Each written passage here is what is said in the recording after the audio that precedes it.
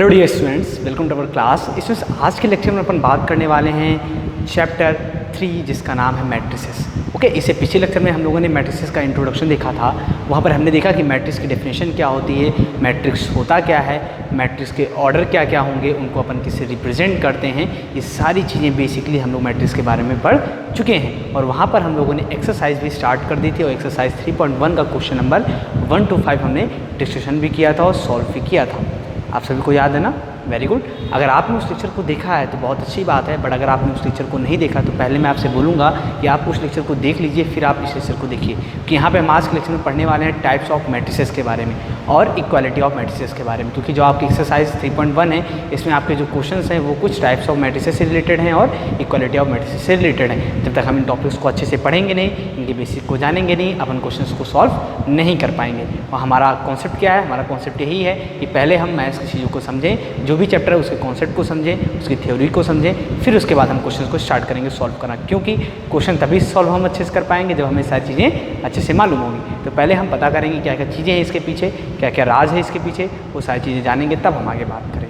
Okay, तो आज के लेक्चर में अपन बेसिकली पढ़ेंगे किसके बारे में? टाइप्स ऑफ मैट्रिसेस के बारे में और इक्वालिटी ऑफ मैट्रिसेस के बारे में। तो आज हम पहले बात करते हैं किसके बारे में? टाइप्स ऑफ मैट्रिसेस के बारे में। यहाँ पे मैंने बहुत ही अच्छे तरीके से एक चार्ट बनाया है। उस चार्ट में मैंने जितने भी टाइप्स होते हैं जनरली वो सारे मैंने मैट्रिसेस के शो किए हुए हैं। ठीक है, तो आप भी क्या करिए, जब मैं इसको एक्सप्लेन कर लूँगा तो आप इन टाइप्स को क्या करिएगा, नोट डाउन कर लीजिएगा। जैसे इस चार्ट को मैंने बनाया वैसे ही सेम टू सेम, कभी भी आप इसके टाइप्स को नहीं भूलेंगे अगर ऐसे चार्ट बना लेते हैं तो।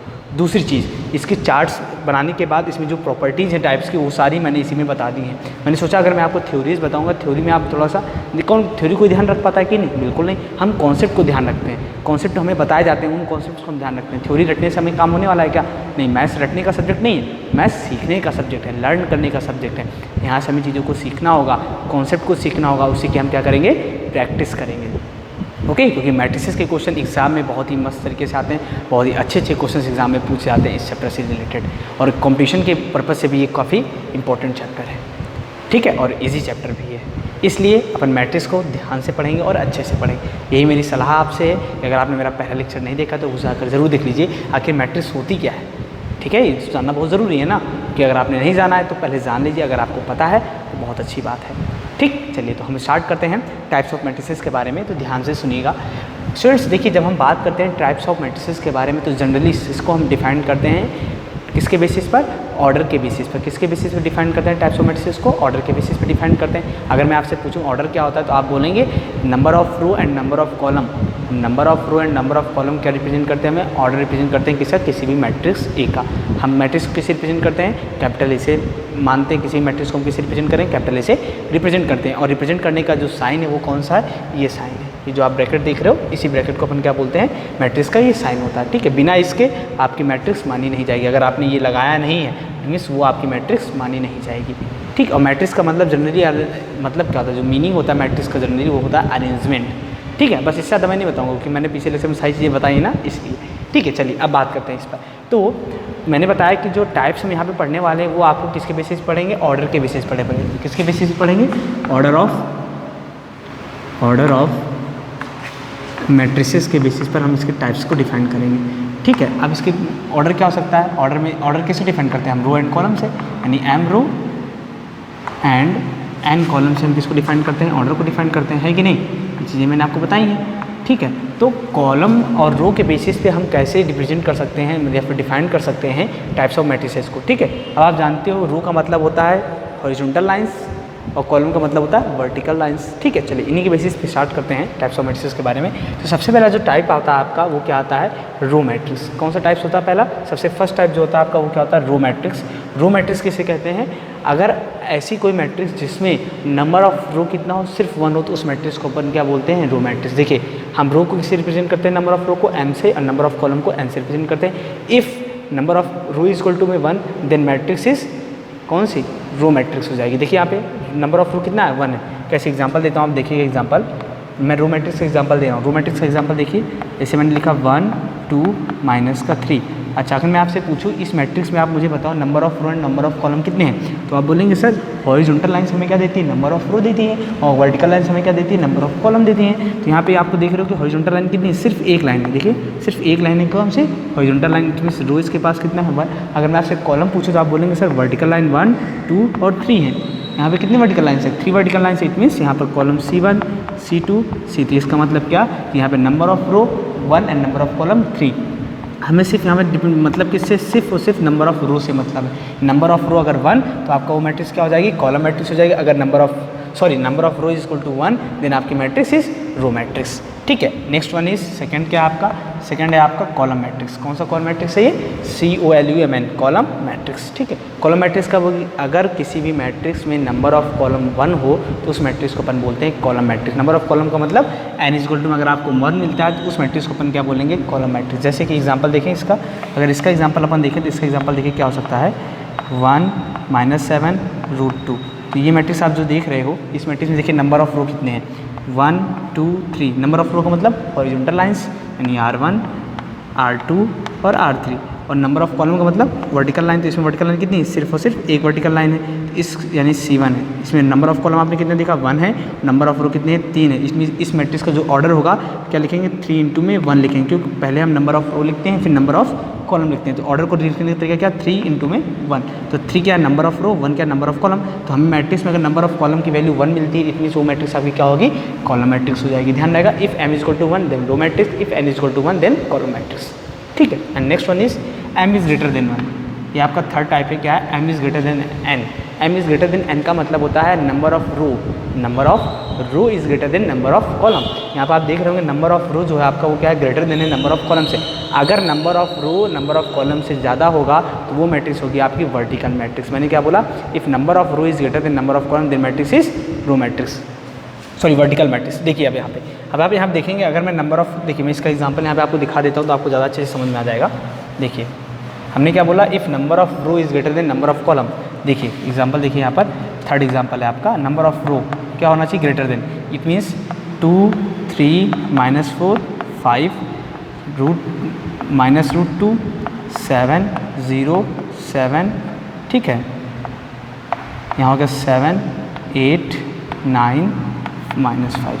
तो आप ये जो मैट्रिक्स देख रहे हो, इस मैट्रिक्स में अगर मैं आपसे पूछूं नंबर ऑफ रो बताइए तो बोलेंगे 1।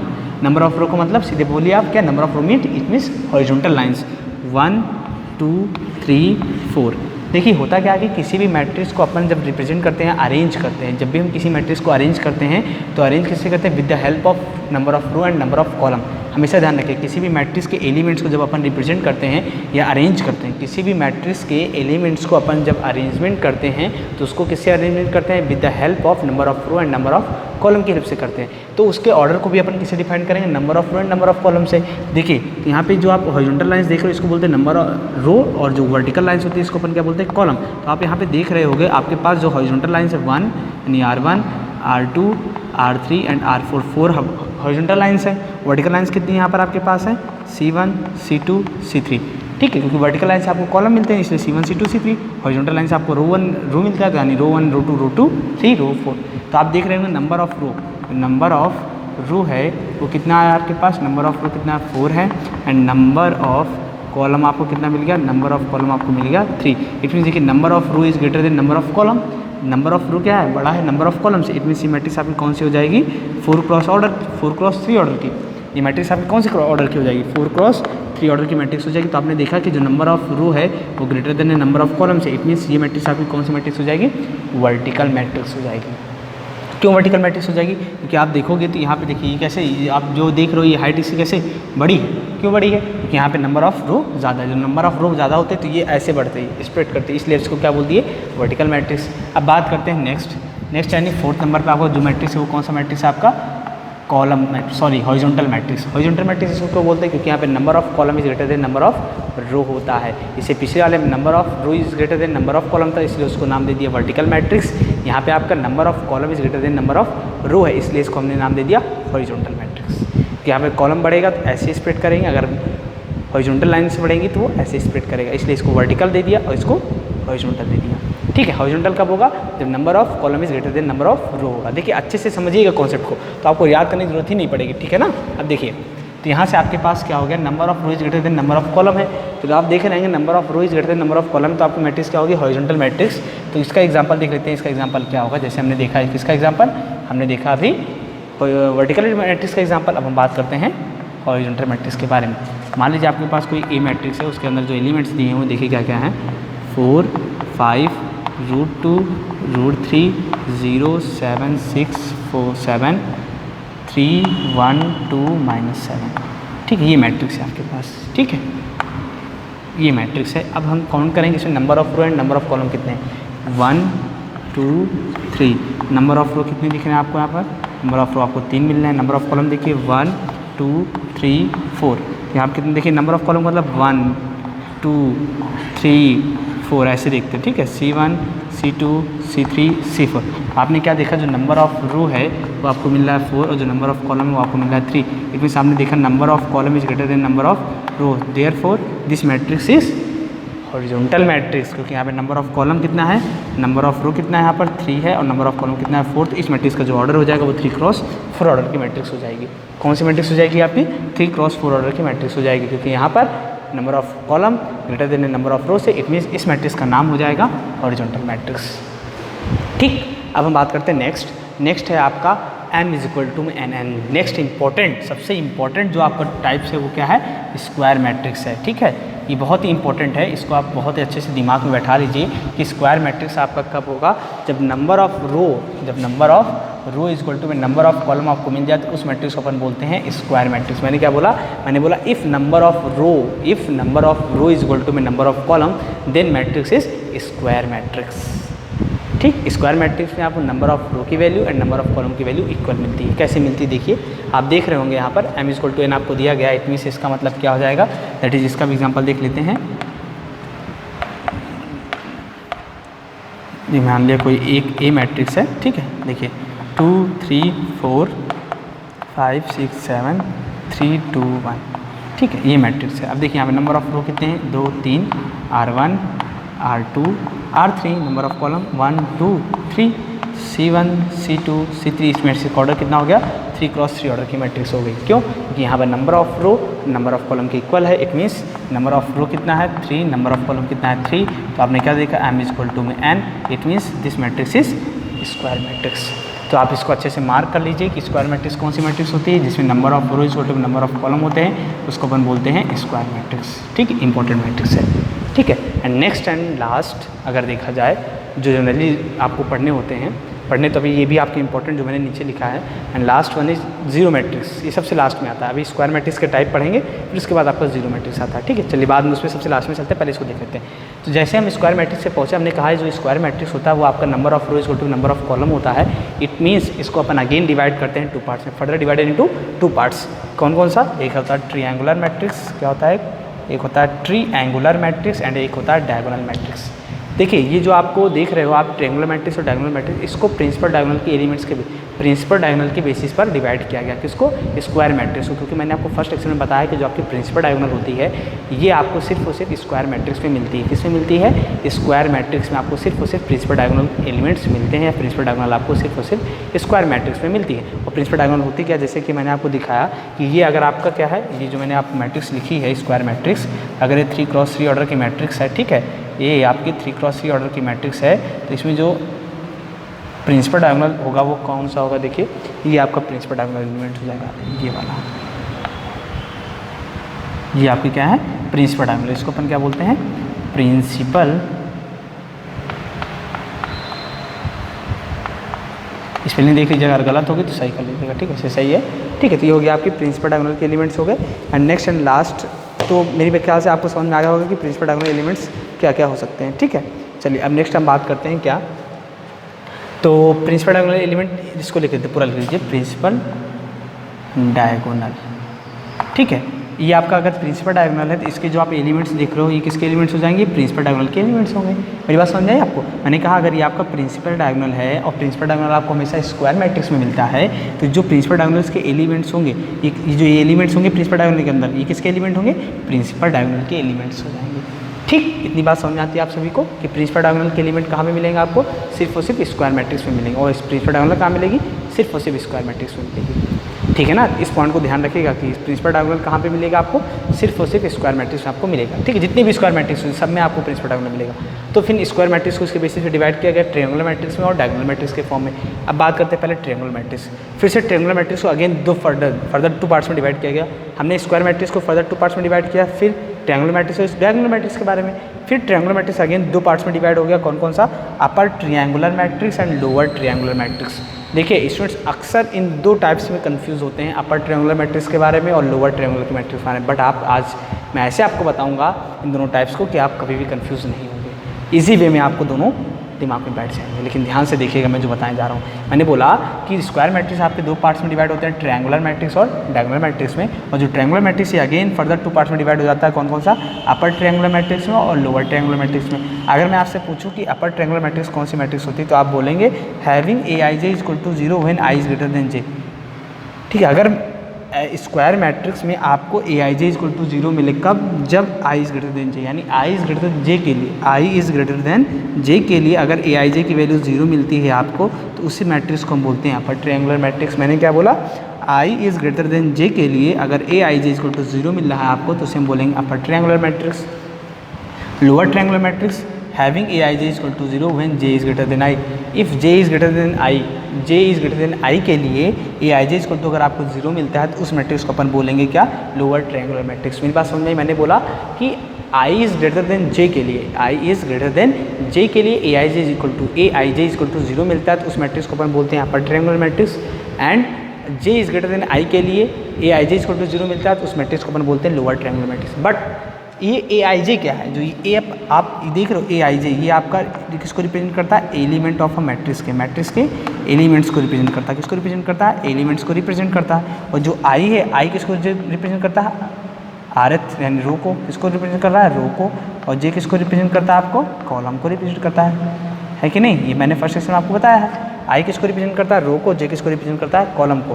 तो यहाँ पे अगर I मतलब number of row is greater than number of column तो आपको उस मैट्रिक्स अगर number of row and number of row is greater than number of column के लिए, क्या बोल रहा हूँ, नंबर ऑफ रो को तो हम M से रिप्रेजेंट करते हैं ना, रो इज ग्रेटर देन कॉलम के लिए हमारे पास AIJ इक्वल टू अगर 0 मिल गया तो उस मैट्रिक्स को बोलेंगे अपर ट्रायंगुलर मैट्रिक्स। कैसे, देखिए फर्स्ट लेक्चर में मैंने आपको बताया कि जो प्रिंसिपल डायगोनल्स के एलिमेंट्स होते हैं, प्रिंसिपल डायगोनल्स के जो एलिमेंट्स होते हैं या फिर बोलें जो प्रिंसिपल डायगोनल होती है, इस प्रिंसिपल डायगोनल के ऊपर और नीचे 2 ट्रायंगल फॉर्म होते हैं। फर्स्ट लेक्चर मैंने बताया था, क्या बताया था, प्रिंसिपल डायगोनल के ऊपर और प्रिंसिपल डायगोनल के नीचे, किसमें, अपर ट्रायंगुलर मैट्रिक्स में। ठीक है, 2 ट्रायंगल फॉर्म होते हैं। कौन कौन से आप देख रहे होंगे, एक ट्रायंगल आपका ये रहा, इसको दूसरे डिफरेंट कलर से बनाता हूँ तो आपको दिखेगा।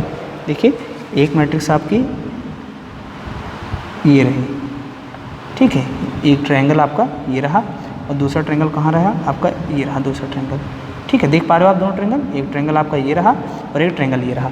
तो आप देख रहे हो एक प्रिंसिपल डायगोनल के ऊपर है और एक प्रिंसिपल डायगोनल के नीचे। जो ट्रायंगल प्रिंसिपल डायगोनल के ऊपर होता है वहाँ पे आपको J is greater than I मिलता है और जो प्रिंसिपल डायगोनल के नीचे होता है वहाँ पर आपको I is greater than J मिलता है। कैसे समझिएगा इस बात को, देखिए ये आप जानते हो जो 1 है ये आपको I को रिप्रेजेंट करता है, A1 आपको J को रिप्रेजेंट करता है। इसका मतलब जो A11 लिखा है ये first row and first column में लिखा हुआ है। अगर A12 लिखा हुआ है इसका मतलब क्या है, ये आपका फर्स्ट रो, A12 का मतलब क्या, 1 का रिप्रेजेंट कर रहा है रो को, 2 का रिप्रेजेंट कर रहा है कॉलम को। A1 का मतलब फर्स्ट रो, 2 का मतलब सेकेंड कॉलम। तो आप देख रहे हो यहाँ पे जो J है ये आपको क्या रिप्रेजेंट कर रहा है, J को। तो नंबर ऑफ जो यहाँ पे J है वो कितना 2 है, I कितना 1 है। यहाँ पे देखिए I कितना 1 है और J कितना 3 है। यहाँ पे I देखिए कितना 2 है और J कितना 3। देखिए आपको क्या मिला, जो प्रिंसिपल डायगोनल के ऊपर जो ट्रायंगल मिला यहाँ पे J इज़ ग्रेटर देन कैसा मिला आपको, I देखिए J है, ये भी J है और ये भी J है। तीनों एलिमेंट्स में J जो है I से बड़ा है, इसलिए इसमें क्या बोलेंगे, जो प्रिंसिपल डायगोनल के ऊपर का जो ट्रायंगल होगा उसमें J ग्रेटर देन I होगा। इसी तरीके से जब प्रिंसिपल डायगोनल के नीचे आप जाओगे तो वहाँ पे जो एलिमेंट मिलेगा आपको I बड़ा होगा J से। जैसे यहाँ पे देखिए I कितना है, 2 है, I कितना है, 3 है, I कितना है, 3 है, J1 है, J1 है, J2 है। तो I यहाँ पे बड़ा है J से और ऊपर J बड़ा है I से। तो मैंने क्या बोला, मैंने बोला कि AIJ इक्वल टू 0 होगा जब I is greater than J हो। तो I is greater than J कहाँ मिलता है आपको, नीचे। और यहाँ के मतलब क्या बोला कि AIJ 0 हो जाएगा, मतलब ये भी 0, ये भी 0 और ये भी 0।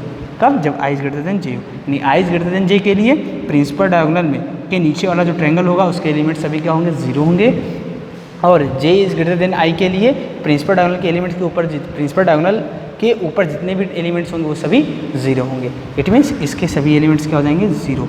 तो ये आपका क्या हो जाएगा, आपका ये आपका हो जाएगा लोअर ट्रायंगुलर मैट्रिक्स। अपोजिट चलता है, देखिए यही ध्यान रखना आपको। अगर नाम है लोअर, इसका मतलब ये कि प्रिंसिपल डायगोनल के ऊपर वाला ट्रायंगल के सभी एलिमेंट जीरो। अगर नाम है अपर, तो प्रिंसिपल डायगोनल के नीचे के सभी एलिमेंट्स जीरो, नीचे वाले ट्रायंगल के सभी एलिमेंट्स जीरो हो जाएंगे। ठीक है, तो आपको यही ध्यान रखना। तो अब क्या आप अब भूलोगे, बिल्कुल नहीं भूलने वाली बात है। सीधे ध्यान रखना क्या, अगर अपर ट्रायंगुलर मैट्रिक्स बोला गया, इट मीन्स प्रिंसिपल डायगोनल के नीचे का जो ट्रायंगल है उसके सभी एलिमेंट्स जीरो। अगर आपको लोअर ट्रायंगुलर मैट्रिक्स बोल दिया, इट मीन्स प्रिंसिपल डायगोनल के ऊपर के जो एलिमेंट बनेगा उसके सभी एलिमेंट्स जीरो हो जाएंगे। ठीक, और आपको ध्यान क्या रखना है, having A I is equal to zero when J is greater than I क्या होता है, और I is greater than J क्या होता है। दोनों चीज़ें आपको ध्यान रखनी। अब आते हैं हम डायगोनल मैट्रिक्स के बारे में। डायगोनल जो मैट्रिक्स होती है आपकी, डायगोनल मैट्रिक्स में हम सीधे प्रिंसिपल डायगोनल के बारे में बात करते हैं कि डायगोनल का मतलब भी किससे रिलेटेड है, डायगोनल से रिलेटेड है। तो आपको पता है कि जब हम डायगोनल मैट्रिक्स के बारे में चलेंगे तो इस पर हम सिर्फ और सिर्फ प्रिंसिपल डायगोनल के बारे में बात करेंगे। तो हम डायगोनल मैट्रिक्स का एग्जाम्पल यहाँ पे देखते हैं, आपको देते हैं। ठीक है, इसका एग्जाम्पल डायगोनल मैट्रिक्स का एग्जाम्पल समझिएगा। ठीक है, मेरी बात को पूरी तरीके से समझने की कोशिश करिएगा। देखिए, हम बात करें किसके बारे में, डायगोनल मैट्रिक्स के बारे में। मान लीजिए हमने मान लिया कोई एक ए मैट्रिक्स है, ठीक है, और डायगोनल मैट्रिक्स क्या कहते हैं, having A I J equal to zero when I is not J. Having A I J equal to zero, उसके पास भी A I J equal to zero मिलेगा, यानी उसके पास भी एलिमेंट्स की वैल्यू जीरो मिलेगी। लेकिन कब मिलेगी, जब आई जे के बराबर ना हो, मतलब सिर्फ आई जे के बराबर ना वाली कंडीशन में क्या मिलेगा, जीरो मिलेगा। जैसे देखिए, मेरी बात समझ पा रहे हैं, मैंने क्या बोला, आई इज़ नॉट इक्वल टू जे की कंडीशन में आपको क्या मिलेगा, ज़ीरो मिलेगा। ठीक है, आई इज़ नॉट इक्वल टू जे की कंडीशन में आपको क्या मिलेगा, ज़ीरो मिलेगा, ए आई जे। इसका मतलब क्या है, वो ये बोल रहा है कि आपको पता है कि ए होता है A11, A12, A13, A21, A22, A23, A31, A32 और A33। ये आपकी जनरल मैट्रिक्स है और कितने ऑर्डर की है, 3x3 ऑर्डर की मैट्रिक्स है। ठीक है, इसमें बोला गया कि ये मैट्रिक्स आपकी डायगोनल मैट्रिक्स कब होगी, जब A I J is equal to zero हो। कब, जब I is not equal to zero, यानी आई जे के बराबर ना होने वाली कंडीशन के लिए, वो मतलब जहाँ जहाँ पर आई जे के बराबर नहीं है वहाँ के सभी एलिमेंट्स क्या हो जाएंगे, आपके ज़ीरो होने चाहिए। क्या बोला गया, जैसे कि देखिए एक कंडीशन और मैं यहाँ पे लिख सकता हूँ, नहीं ठीक है, ऐसे भी ठीक है, ऐसे भी ठीक है। मैंने क्या बोला, ए I J equal to zero होगा कहाँ पे, जहाँ पे आई जे के बराबर नहीं होगा। देखिए यहाँ पे क्या आई जे के बराबर है, नहीं, इट मीन्स ये भी क्या हो जाएगा, ज़ीरो। यहाँ पे आई जे के बराबर है, नहीं, ये भी ज़ीरो। यहाँ पे आई जे के बराबर है, यहाँ पर भी आई जे के बराबर है, तो ये ज़ीरो नहीं होगा। यहाँ पे देखिए आई जे के बराबर है, नहीं है, ये भी ज़ीरो। यहाँ पे आई जे के बराबर है, नहीं, तो ये भी ज़ीरो, ये भी ज़ीरो और ये भी ज़ीरो। लेकिन प्रिंसिपल डायगोनल के एलिमेंट्स नहीं ज़ीरो होंगे, क्यों, क्योंकि इसमें आई जे के बराबर मिल रहा है। इसलिए प्रिंसिपल डायगोनल के एलिमेंट्स को छोड़ करके हम क्या बोलेंगे, डायगोनल मैट्रिक्स के बारे में बोलेंगे कि डायगोनल मैट्रिक्स में प्रिंसिपल डायगोनल्स के एलिमेंट्स को छोड़ करके बाकी के सभी एलिमेंट्स क्या होते हैं, ज़ीरो। तो उस मैट्रिक्स को हम बोलते हैं डायगोनल मैट्रिक्स। उस मैट्रिक्स को क्या बोलते हैं, डायगोनल मैट्रिक्स।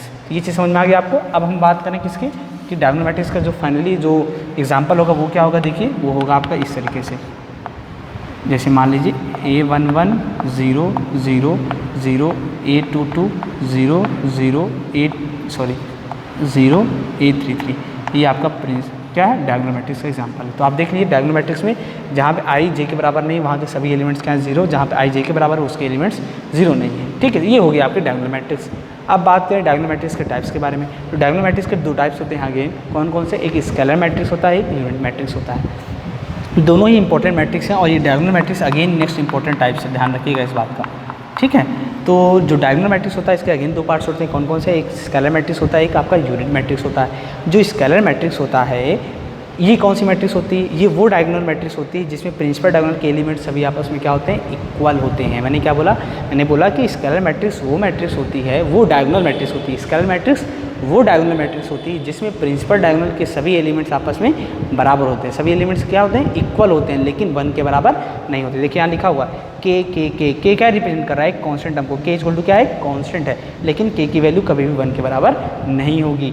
क्या मैंने बोला, मैंने बोला कि प्रिंसिपल डायगोनल की जो एलिमेंट्स है क्या आपकी प्रिंसिपल डायगोनल है, ये क्या आपकी प्रिंसिपल डायगोनल है। और प्रिंसिपल डायगोनल के एलिमेंट आप देख रहे हो के है, सभी आपस में इक्वल है। इट मीन्स, और ये है क्या, के आपका क्या है, कांस्टेंट है, और जो के की वैल्यू है 1 के बराबर नहीं होनी चाहिए। तो उस मैट्रिक्स को हम क्या बोलेंगे, स्केलर मैट्रिक्स बोलेंगे।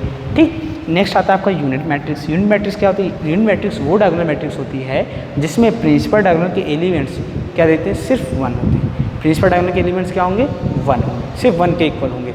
मतलब कि आपके जो यहाँ ए देख रहे हो, ये ए किसके बराबर होगा, ए इज इक्वल टू 1 के बराबर होगा। मेरी बात समझे, मैंने क्या बोला, जो यूनिट मैट्रिक्स होती है, देखिए यूनिट मैट्रिक्स मतलब आप यूनिट मतलब क्या होता है, एक होता है। आप मैट्रिक्स के नाम से ही समझ जाइए, यूनिट मैट्रिक्स मतलब कि ऐसी मैट्रिक्स जिसमें प्रिंसिपल डायगोनल के एलिमेंट्स क्या होंगे, 1 होंगे, तो उस मैट्रिक्स को हम क्या बोलते हैं, यूनिट मैट्रिक्स बोलते हैं। अब यूनिट मैट्रिक्स बारे में एक और इंपॉर्टेंट बात है क्या, कि हम यूनिट मैट्रिक्स को एक नाम और देते हैं। क्या नाम देते हैं, आइडेंटिटी मैट्रिक्स। अपन यूनिट मैट्रिक्स को क्या बोलते हैं, आइडेंटिटी मैट्रिक्स भी बोलते हैं। तो यहाँ पे लिख लीजिए यूनिट मैट्रिक्स, यूनिट मैट्रिक्स और आइडेंटिटी मैट्रिक्स, दोनों ही बात क्या है, सेम है। ठीक है, आइडेंटिटी मैट्रिक्स, इतनी बात समझ में आ गई आप सभी को। अच्छा, अगर इसको रिप्रेजेंट करने की बात करें जाए, बोलेंगे it is represented by capital I से। ठीक है, अगर आपका जो स्केलर मैट्रिक्स, अगर आपका यूनिट मैट्रिक्स जो है उसमें 3x3 ऑर्डर की मैट्रिक्स है तो उसको हम I3 से रिप्रेजेंट करेंगे। अगर उसमें 2x2 ऑर्डर की मैट्रिक्स है तो उसको अपन I2 से रिप्रेजेंट करेंगे। अगर 1 ऑर्डर की मैट्रिक्स है तो उसको सिर्फ और सिर्फ I से रिप्रेजेंट करेंगे। ठीक, ये ऐसे बोल सकते हैं। देखिए वैसे तो हम सिर्फ जनरली आई से भी बोल सकते हैं, रिप्रेजेंट कर सकते हैं, आइडेंटिटी मैट्रिक्स हो या यूनिट मैट्रिक्स को अपन आई से रिप्रेजेंट करते हैं। बट अगर उसमें 2x2 ऑर्डर की मैट्रिक्स है तो उसको आप I2 से डिनोट कर सकते हैं। अगर वो 3x3 ऑर्डर की मैट्रिक्स है तो आप उसको I3 से भी रिप्रेजेंट कर सकते हैं, इसमें कोई डाउट नहीं है। तो हमने क्या बोला कि अगर हम यूनिट मैट्रिक्स की बात करें तो क्या हो सकती है आपकी, वो I इज इक्वल टू में हो सकता है इस तरीके से। देखिए कैसे मैं लिख रहा हूँ यहाँ पे 1 0 0 0 1 0 0 0 1, ये आपकी 3x3 ऑर्डर की आइडेंटिटी मैट्रिक्स है। ठीक है, देखिए प्रिंसिपल डायगोनल के सभी एलिमेंट्स क्या है, 1। हमेशा जब भी आप आइडेंटिटी मैट्रिक्स या यूनिट मैट्रिक्स की बात करेंगे तो उसके प्रिंसिपल डायगोनल के एलिमेंट्स हमेशा क्या देंगे आपको, 1 देंगे, 1 होंगे हमेशा। तो इसे अपन क्या बोलते हैं, आइडेंटिटी मैट्रिक्स या फिर यूनिट मैट्रिक्स बोलते हैं। ओके, देखिए स्केलर मैट्रिक्स और यूनिट मैट्रिक्स को अपन एक तरीके से और रिप्रेजेंट कर सकते हैं। सीधे हम ये बोलेंगे स्केलर मैट्रिक्स के लिए जो कंडीशन होती है, आप ध्यान रखिएगा, स्केलर मैट्रिक्स के लिए क्या बोल रहा हूँ मैं, क्या होगा, Aij जो होगा, यानी जो स्केलर मैट्रिक्स के जो एलिमेंट्स होंगे वो 2 पार्ट्स में डिवाइड होंगे। कब, Aij इज इक्वल टू में k होगा या फिर Aij इज इक्वल टू में 0 होगा। तो Aij इज इक्वल टू में k कब होगा, जब i जो होगा वो j के बराबर होगा, और Aij इज इक्वल टू में 0 कब होगा, जब i j के बराबर नहीं होगा। बस ये ध्यान रखना है। स्केलर मैट्रिक्स में आपको क्या ध्यान रखना है, स्केलर मैट्रिक्स में आपको ये ध्यान रखना है कि जो स्केलर मैट्रिक्स के एलिमेंट्स होंगे यानी Aij जो होगा वो या तो k के बराबर होगा या फिर 0 के बराबर होगा। लेकिन k के बराबर कब होगा, जब i j के बराबर होगा, और Aij इज इक्वल टू 0 होगा कब, जब i not equal to j हो। लेकिन इसमें एक बात हमें और ध्यान रखनी है क्या, कि k जो है आपका वो 1 के बराबर नहीं होना चाहिए। ठीक है, ये बात होगी स्केलर मैट्रिक्स के बारे में। अगर यही बात करें हम किसके बारे में, आइडेंटिटी मैट्रिक्स के बारे में, देखिए यहाँ मैं दिखाता हूँ आपको कि आइडेंटिटी मैट्रिक्स के बारे में यहाँ क्या हो सकता है आपके पास। तो अगर हम बात करें आइडेंटिटी मैट्रिक्स के बारे में, आइडेंटिटी मैट्रिक्स के बारे में, तो उसके लिए कंडीशन क्या हो सकती है, उसके लिए हम बोलेंगे कि जो आपका Aij यानी जो आपका एलिमेंट होगा, किसका, मैट्रिक्स का जो एलिमेंट होगा वो क्या हो सकता है, वो आपका 2 पार्ट्स में फिर से डिवाइड होगा। कैसे, देखिए या तो ये 1 होगा या फिर या तो ये a होगा, a इज इक्वल टू 1 बोले या फिर a बोले। ठीक है, और या तो ये 0 होगा। a इज इक्वल टू 1 मतलब कि कब, जब i j के बराबर होगा, और 0 कब होगा, जब i j के बराबर नहीं होगा। बस ये 2 कंडीशन। देखिए मैंने इनको अलग से क्यों हाईलाइट किया, क्योंकि दोनों मैट्रिसेस काफ़ी इंपॉर्टेंट मैट्रिसेस हैं। ठीक है, तो इस तरीके से आपके सभी टाइप्स क्या हो गए, matrix types of matrices complete होते हैं। And next and last type जो होगा आपको कौन सा होगा, जीरो मैट्रिक्स। जीरो मैट्रिक्स वो मैट्रिक्स होती है जिसमें सभी एलिमेंट्स क्या होते हैं, जीरो होते हैं। बस ध्यान रखना आपको, इसको जीरो मैट्रिक्स को अपन नल मैट्रिक्स भी बोलते हैं। उसको किससे रिप्रेजेंट करते हैं, मैट्रिसेस ऑफ जीरो से। ठीक है, या फिर उससे ऐसे भी। ठीक है, समझ बात आ गई आपको इतनी कि जीरो मैट्रिक्स कौन सी मैट्रिक्स होती है, जीरो मैट्रिक्स वो मैट्रिक्स होती है जिसके सभी एलिमेंट्स क्या होते हैं आपके जीरो। सभी एलिमेंट्स आपके जीरो होने चाहिए, जैसे मैंने एग्जांपल दिया है, जिसे अपन क्या बोलेंगे, जीरो मैट्रिक्स बोलेंगे। ठीक है, एंड नेक्स्ट हम आगे बात करेंगे, जब अभी एक्सरसाइज पे चलेंगे थोड़ा आगे, तो वहाँ पर आपको 2 मैट्रिक्सेस और पढ़ने को मिलेगी। एक होता है सिंगुलर मैट्रिक्स, एक होता है नॉन सिंगुलर मैट्रिक्स। तो इसको अपन वहाँ पे बताएंगे आपको। ठीक, मैं इसको जानबूझकर यहाँ पर नहीं बता रहा हूँ क्योंकि अभी इसकी यहाँ पे नीड नहीं है, इसकी नीड अपन को आगे है, तो हम वहाँ पर आपको बताएंगे। 2 मैट्रिक्स और होती है, एक होती है सिंगुलर मैट्रिक्स, एक होती है नॉन सिंगुलर मैट्रिक्स। तो सिंगुलर मैट्रिक्स क्या होती है, नॉन सिंगुलर मैट्रिक्स क्या होती है, इसको अपन आगे बताएंगे सारी चीज़ें, इसके बारे में डेफिनेशन ऑफ सब कुछ बाकायदा अच्छे से। ओके, तो मेरा क्वेश्चन आपसे ये है कि क्या आप सभी को टाइप्स ऑफ मैट्रिसेस समझ में आ गया, चार्ट अच्छे से सारी चीज़ें क्लियर हो गई चार्ट से, आपको कहीं कोई डाउट तो नहीं है। वेरी गुड, चलिए इसी बात पे हम अब आगे बात करेंगे। नेक्स्ट टॉपिक आपका होगा इक्वालिटी ऑफ मैट्रिसेस के बारे में, फिर हम उसके कुछ एक्सरसाइज देखेंगे, एक्सरसाइज 3.1 के क्वेश्चंस को देखेंगे आगे से। ठीक है, तो आप सभी इस चार्ट को अच्छे से नोट डाउन कर लीजिए, जैसे मैंने बताया है, जैसे मैंने सारी चीज़ें लिखाई वैसे आप अच्छे से इसको लिख लीजिए, बहुत ही इंपॉर्टेंट है। सिर्फ और सिर्फ एक चार्ट में आपकी पूरे टाइप्स ऑफ मैट्रिसेस कंप्लीट हो गए। थ्योरी बिल्कुल नहीं लिखनी है आपको, जो मैंने बताया वही आपको ध्यान रखना है। ओके स्टूडेंट्स, चलिए फटाफट इसे नोट डाउन कर लीजिए, फिर हम बात करते हैं इक्वालिटी ऑफ मैट्रिसेस के बारे में। ओके, तो चलिए स्टूडेंट्स, अब हम बात करते हैं इक्वालिटी ऑफ मैट्रिसेस पर। इससे पहले अभी हम लोगों ने बात की इस पर टाइप्स ऑफ मैट्रिसेस के बारे में, क्या क्या टाइप्स होते हैं मैट्रिसेस, सभी हम लोगों ने देख लिए। चलिए अब हम बात करते हैं इस पर इक्वालिटी ऑफ मैट्रिसेस पर कि मैट्रिक्स की इक्वालिटी का मतलब क्या है यहाँ पर। इसका मतलब ये है कि कहने का मतलब मेरे पास इतना है ना कि हम यहाँ पर पढ़ेंगे कि दो मैट्रिक्स आपस में कब इक्वल होंगी, उनके इक्वल होने की क्या क्या कंडीशंस हो सकती हैं, अगर वो दोनों मैट्रिक्स इक्वल हैं आपस में तो हम क्या क्या चीज़ें वहाँ से निकाल सकते हैं, ये सारी चीज़ें हम सीखेंगे। फिर इसी के बेसिस पे अपन एक्सरसाइज 3.1 के क्वेश्चंस को सॉल्व करेंगे। ओके, चलिए देखिए, यहाँ मैंने लिखा है two matrices A and B, two matrices A and B are said to be equal if A equal to B और order of A and order of B equal.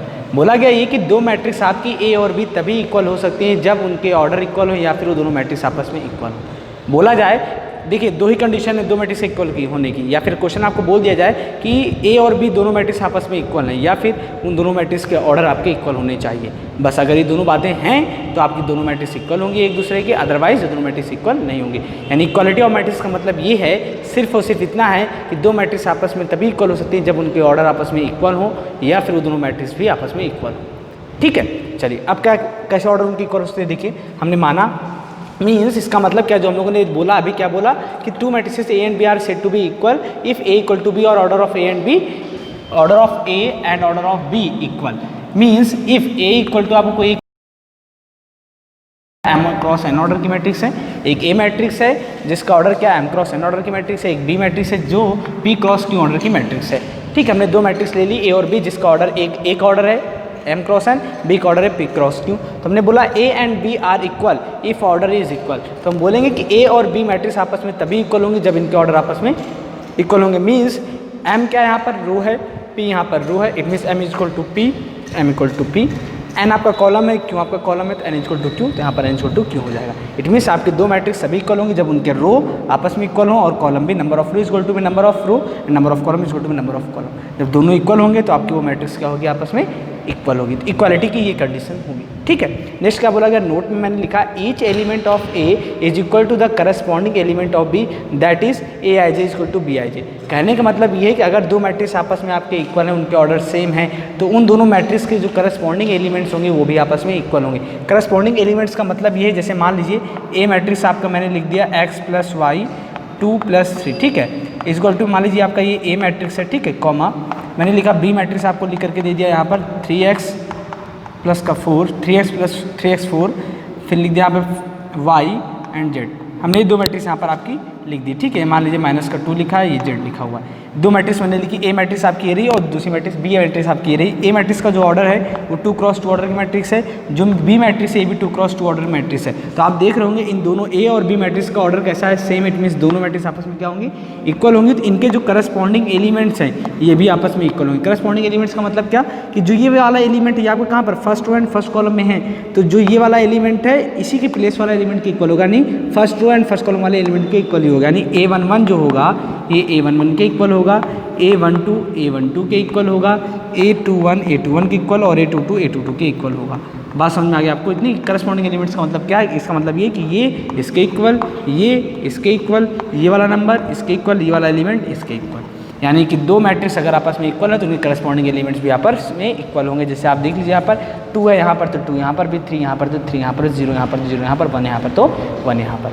अगर क्वेश्चन में आपको बोल दिया गया if two matrix are equal तो उनके order भी सेम होंगे और उनके करस्पॉन्डिंग एलिमेंट्स भी आपस में इक्वल होंगे। मेरी बात समझ में आ गई आपको इतनी? चलिए ठीक, अब आगे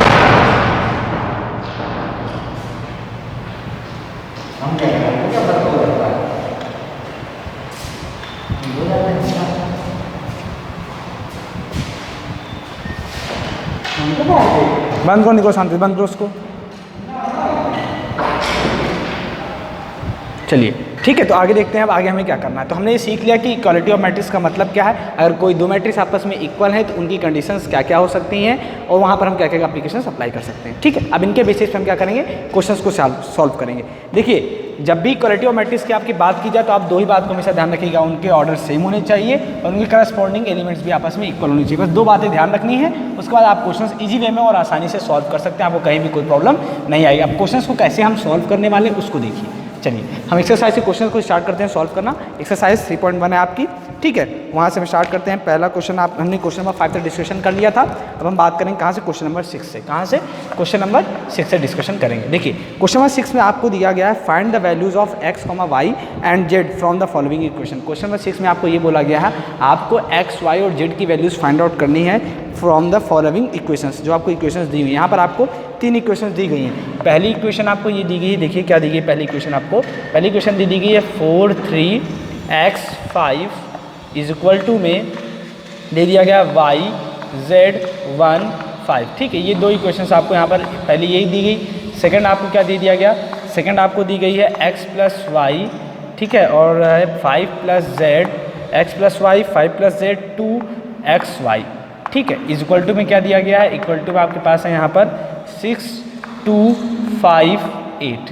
ओके, अभी दो पार्ट्स हम देखते हैं, फिर थर्ड पार्ट के बारे में बात करेंगे। ठीक है, चलिए देखिए यहाँ पर आपको बोल दिया गया कि आपको x, y और z की वैल्यू फाइंड आउट करनी है फॉलोइंग इक्वेशंस के। ये पहला इक्वेशन है, दूसरी इक्वेशन है, तीसरी इक्वेशन भी आपकी बुक में दी हुई है। ठीक है, उस पर हम बाद में बात करते हैं, पहले और दूसरे को देख लेते हैं। पहले में बोला गया कि यहाँ देखिए आपको क्या बोलते हैं कि जो ये मैट्रिक्स है इस मैट्रिक्स के इक्वल है, इक्वालिटी का साइन लगा दिया गया ना, इट मीन्स इसका मतलब क्या, इक्वल का साइन लगा हुआ है, इसका मतलब ये कि ये वाली मैट्रिक्स इस मैट्रिक्स के इक्वल है। अब जाहिर सी बात अगर ये वाली मैट्रिक्स इस मैट्रिक्स के इक्वल है, इसके ऑर्डर भी सेम होंगे। देखिए ऑर्डर भी सेम है, देखिए 2 क्रॉस 2 ऑर्डर की ये मैट्रिक्स है, ये भी 2 क्रॉस 2 ऑर्डर की मैट्रिक्स है। क्यों, इसमें 1 2 रो 1 2 कॉलम 2 रो है, इसलिए 2 क्रॉस 2 ऑर्डर की मैट्रिक्स हो गई। इसमें भी 2 रो और 2 कॉलम, इट मीन्स ये भी 2 क्रॉस 2 ऑर्डर की मैट्रिक्स होगी। ऑर्डर सेम है कि नहीं, ऑर्डर भी सेम है और मैट्रिक्स को इक्वल को दिखाया गया। इट मीन्स ये दोनों मैट्रिक्स आपस में कैसे हैं, इक्वल। अगर दो मैट्रिक्स आपस में इक्वल है, इट मीन्स इनके करस्पॉन्डिंग एलिमेंट्स भी आपस में इक्वल होंगे, हाँ कि ना। बोला गया था ना मैंने क्या बोला था, if two matrix are equal then corresponding elements are also equal. इसका मतलब ये है कि 4 इज इक्वल टू में y, 3 इज इक्वल टू में z and x is equal to में 1 होगा। देखिए 5 इज इक्वल टू में 5 भी सेम है। इट मीन्स हम क्या बोलेंगे, परिणाम नोट लिखेंगे, बोलेंगे if to matrices are equal,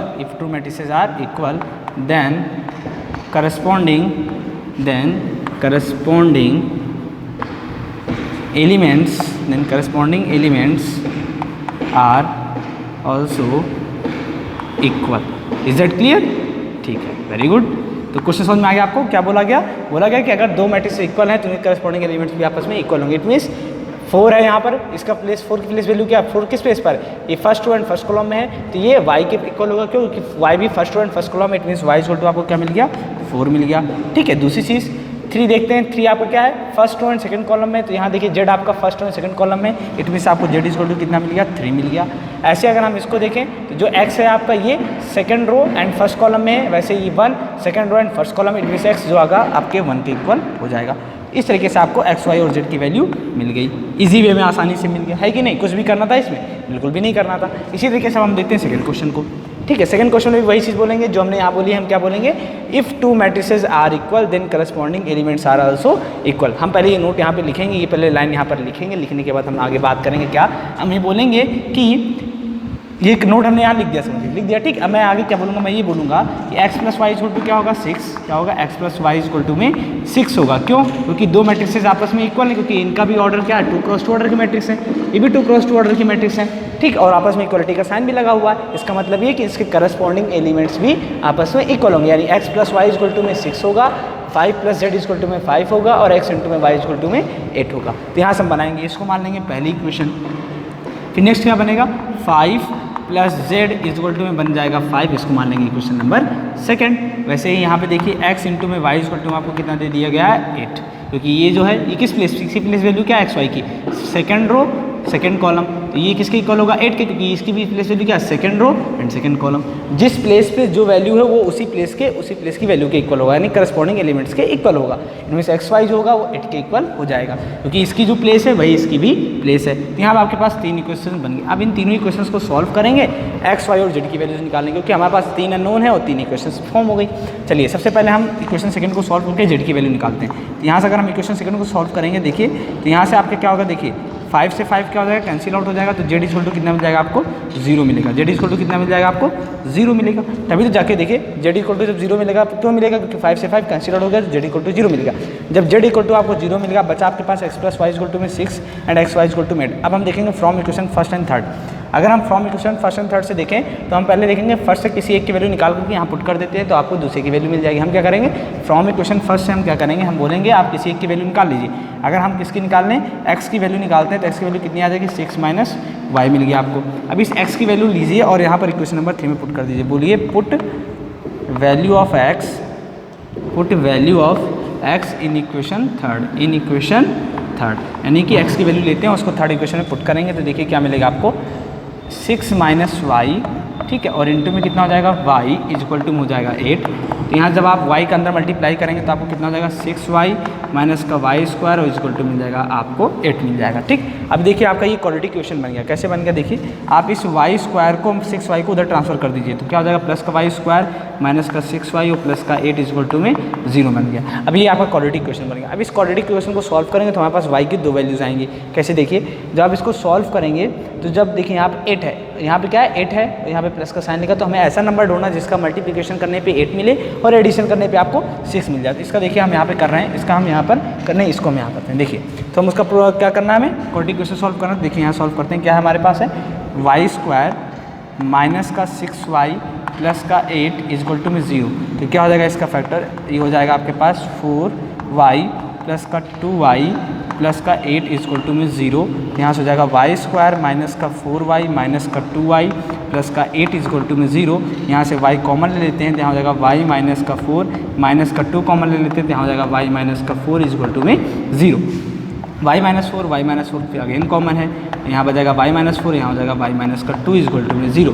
तो आप देखेंगे यहाँ से y equal to Y minus 4 into Y minus 2 equal to 0। इन दोनों का मल्टीप्लिकेशन 0 के इक्वल कब होगा, जब दोनों में से या तो ये इक्वल 0 को या फिर ये इक्वल 0 को। तो हम कहेंगे कि दोनों में से कोई भी 0 के इक्वल हो सकता है, तो हम यहाँ से बोलेंगे कि y minus 4 is equal to 0, या फिर ये बोलें y minus 2 is equal to में 0। तो यहाँ से y की वैल्यू आपको मिली 4, यहाँ से y इज इक्वल टू में मिला 2, बट यहाँ से हम y की कोई एक वैल्यू ही लेंगे जो वैल्यू यहाँ पर एग्जिस्ट करेगी। देखिए किस y की किस वैल्यू के लिए हम y की यहाँ पे कौन सी ऐसी वैल्यू डालें जिसके लिए यहाँ पर आपको 6 मिले। देखिए x की आपको वैल्यू कितनी मिली, x की वैल्यू आपको कितनी मिल गई, अभी हमने x नहीं फाइंड आउट किया, हमें सिर्फ क्या फाइंड आउट किया y इक्वल टू 4 और y इक्वल टू 2। अब हम चेक करेंगे x की वैल्यू क्या क्या हो सकती हैं। बोलेंगे पुट y इक्वल टू में 4। अगर हम y इक्वल टू 4 पुट करते हैं तो x की वैल्यू कितनी मिलेगी आपको 2 मिल जाएगी। अगर हम पुट करते हैं क्या y इक्वल टू में 2 पुट करते हैं तो x इक्वल टू में आपको 4 मिलता है। बात समझ पा रहे हैं आप, क्या समझ पा रहे हैं कि जब हमने y इक्वल टू 4 पुट किया तो x की वैल्यू आपको 2 मिली, और जब हमने y इक्वल टू 2 पुट किया तो आपको x इक्वल टू 4 मिला। तो कहने का मतलब ये है कि हम चेक करेंगे कि y इक्वल टू 4 और x इक्वल टू 2। देखिए y इक्वल टू 4 डालेंगे, x इक्वल टू 2 डालेंगे तब भी आपको 6 मिल रहा है। देखिए यहाँ पर भी 6 दिया हुआ है। अब y इक्वल टू हम 2 डालें, x इक्वल टू 4 डालें तब भी आपको 6 मिल रहा है, यानी कि यहाँ पर आपको x की 2 वैल्यूज़ मिल रही हैं और y की भी 2 वैल्यूज़ मिल रही हैं, बट z की सिर्फ एक वैल्यू मिल रही है, क्या 0। देखिए z की वैल्यू यहाँ 0 डालेंगे आप क्या मिलेगा 5। देखिए जो 5 है इसके इक्वल मिल रहा है, x और y दोनों को डालेंगे वैल्यू तो 6 मिल रहा है, यहाँ भी 6 मिल रहा है। x इंटू में y करिए, x की वैल्यू कितनी है 2, y की वैल्यू कितनी है 4, तो 4 जा ऐड, x की वैल्यू 4 y की वैल्यू 2 मल्टीप्लाई करिए, आपको दोनों तरीके से वैल्यूज़ क्या मिल रही है सेम मिल रही है। हमने सेटिस्फाई भी कर लिया कि हमारी जो वैल्यूज़ आई हैं वो एकदम करेक्ट है। करना कुछ भी नहीं क्वेश्चन, आपको सिर्फ क्या करना है, अगर 2 मैट्रिसेस इक्वल बोल दिया गया है या फिर दे दिया गया और उनके ऑर्डर सेम है तो आपको सिर्फ करस्पॉन्डिंग एलिमेंट्स को इक्वल दिखा करके इक्वेशन मानना है। इक्वेशन लेट करने के बाद उन इक्वेशंस को सॉल्व करना जो कि आप बहुत अच्छे से जानते हैं। इक्वेशंस को सॉल्व करना, जितने अननोन उतने इक्वेशंस हमारे पास अवेलेबल हैं, उन इक्वेशंस को सॉल्व कर लेंगे और हमारे पास वैल्यूज़ आ जाएंगे ईजी वे में। ओके, इसी तरीके से हम बात करते हैं क्वेश्चन नंबर 3 पर। क्वेश्चन नंबर 3 आप कैसे सॉल्व करेंगे, देखिए क्वेश्चन नंबर 6 का थर्ड पार्ट देख लेते हैं। सेकंड पार्ट, फर्स्ट पार्ट तो बहुत ईजी था, सेकंड पार्ट थोड़ा सा डिफरेंट था, बट जो थर्ड पार्ट है उसको भी देख लेते हैं कि 6 का थर्ड पार्ट कैसे सॉल्व होगा। ओके, जैसे कोई डाउट ना रह जाए आपको, बाकी के इससे रिलेटेड क्वेश्चन बहुत अच्छे अच्छे क्वेश्चन हैं, आपके एनसीईआरटी बुक में भी हैं और साथ ही साथ में आप जो रेफरेंस बुक आप प्रीफर कर रहे होंगे उनमें भी आपको बढ़िया क्वेश्चन दिए होंगे, ठीक है, एग्जाम के पॉइंट ऑफ व्यू से। देखिए नेक्स्ट क्वेश्चन आपका है 6 का थर्ड पार्ट, क्वेश्चन नंबर 6 का थर्ड पार्ट अगर अपन देखें तो देखिए क्या है यहाँ पर। यहाँ दिया गया आपको x plus Y plus Z, फिर बोला गया है x प्लस जेड और उसके बाद दिया गया आपको y प्लस जेड। ये एक मैट्रिक्स दी गई है आपको, ये जो मैट्रिक्स है ये इक्वल है किसके, 9, 5 और 7 के इक्वल है। अच्छा ये बताइए अगर मैं आपसे पूछूं कि ये कौन सी मैट्रिक्स है तो आप बोलेंगे कौन सी मैट्रिक्स है, ये जल्दी से बोलिए कौन सी मैट्रिक्स, हाँ ये आपकी कॉलम मैट्रिक्स है। क्यों, क्योंकि इसमें नंबर ऑफ कॉलम कितना है 1 है और नंबर ऑफ रो कितने हैं 3 हैं, ठीक है ना। नंबर ऑफ कॉलम कितना है इसमें 1 है ना, देखिए सिर्फ 1 कॉलम है, इसलिए इसका ऑर्डर क्या हो जाएगा, इसका ऑर्डर हो जाएगा 3 क्रॉस 1। अगर इस मैट्रिक्स की बात की जाती है भी आपका कॉलम मैट्रिक्स है, क्योंकि दो मैट्रिक्स आपस में तभी इक्वल हो सकते हैं जब उनके ऑर्डर सेम होते हैं। यहाँ पर भी 3 रोज और 1 कॉलम है तो 3 क्रॉस 1 ऑर्डर की मैट्रिक्स हो गई, ठीक है। देखिए मैंने आपको इतने अच्छे से टाइप्स बताया है मैट्रिक्स के कि आप देख करके बता सकते हो कौन से टाइप का मैट्रिक्स होगा, ठीक है ना। हाँ बस ध्यान रखिएगा चीज़ों को अच्छे से, बस बाकी और ज़रूरत नहीं है। अब देखिए यहाँ पर दो मैट्रिक्स आपस में इक्वल दिए और उनके ऑर्डर भी आपस में सेम है, तो यहाँ पर हम स्टेटमेंट लिखेंगे, क्या लिखेंगे, if 2 matrices are equal then corresponding elements are also equal. और फिर हम उसके बाद बोलेंगे, क्या बोलेंगे, इसका मतलब ये है कि x plus Y plus Z equal to में क्या हो जाएगा 9 के, इसको मान लीजिए क्वेश्चन नंबर फर्स्ट। ऐसे ही x plus Z equal to में क्या हो जाएगा 5, और यहाँ से अगर हम x की वैल्यू निकालना चाहें तो क्या हो जाएगा 5 माइनस जेड, ये हो गया आपका equation number second.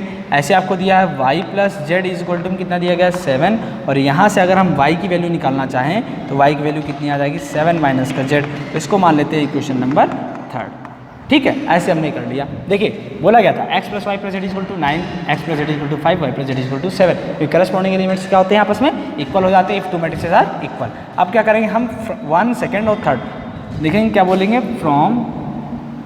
From equation first second and third. अगर हम फर्स्ट सेकंड और थर्ड से देखें तो हमें देखिए क्या मिलता है। यहाँ से हम क्या करेंगे, इस x की और y की वैल्यू लेंगे और इस फर्स्ट इक्वेशन में पुट कर देंगे, ठीक है। x की वैल्यू आप देखिए इक्वेशन फर्स्ट क्या है आपके पास, x plus Y plus Z equal to 9 दिया गया आपको, है कि नहीं।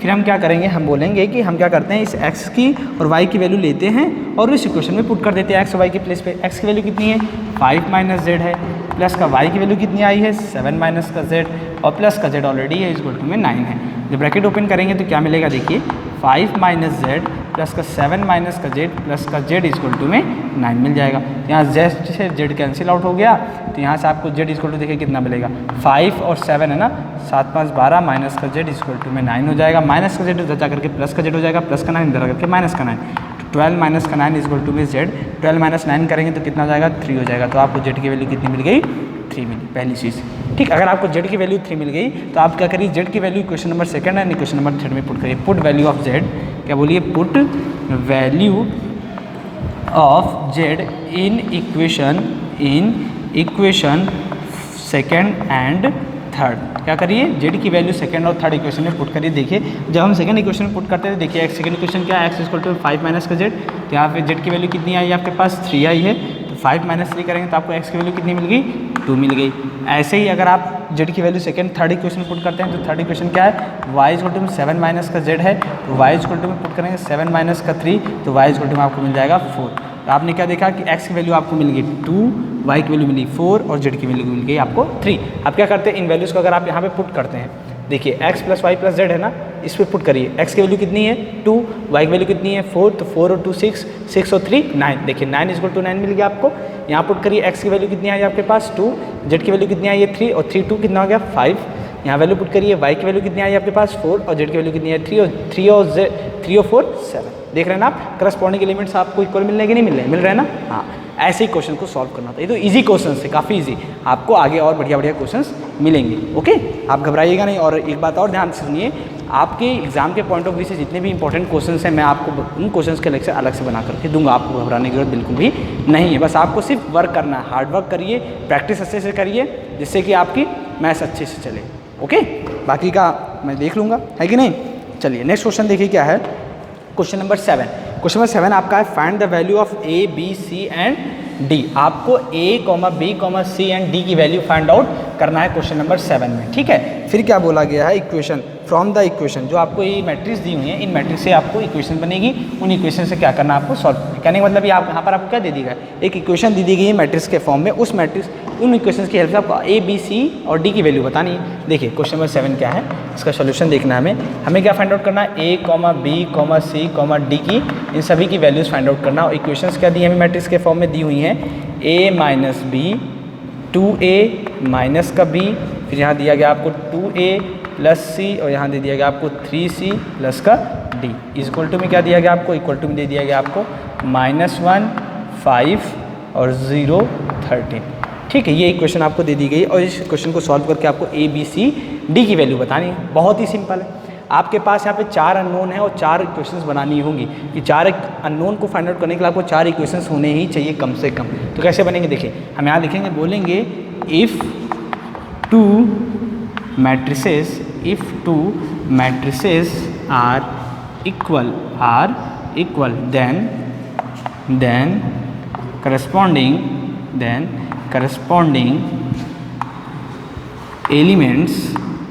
corresponding elements are also equal,